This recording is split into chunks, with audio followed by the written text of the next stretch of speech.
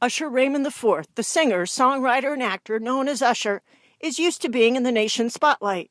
But recently, he made headlines for a tragic event that happened to his son, Usher V. The 5-year-old nearly lost his life when his arm got stuck underwater in a pool drain.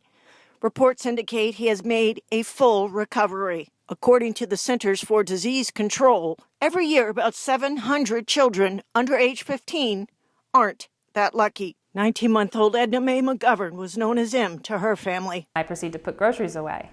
I walked out of the room at one point to answer a question from my husband, and when I went back, she was not there. So then I went outside.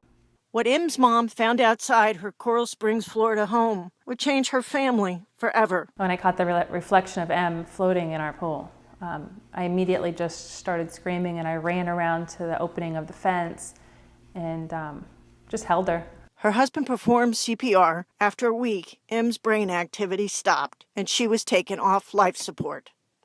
The first thing we would encourage any family that goes through a tragedy of a near drowning or drowning of a young child is to see a lawyer, because sometimes you just don't know if there may be liability. Miami personal injury attorney Mike Haggard says parents don't typically file lawsuits in child drowning cases because they're forced to relive the tragedy. A lot of times parents will blame themselves, and they don't realize that there really was a cause behind it. In addition to providing a personal justice, lawsuits against pool drain manufacturers, fencing fabricators, and others can also bring about reforms on a national scale. When parents come forward and these cases are investigated, society learns about it, property owners learn about it, and then what happens is changes are made that make sure that another child won't lose their life. Haggard says when considering a drowning lawsuit, first find a trial lawyer who specializes in these types of incidents. They're very unique.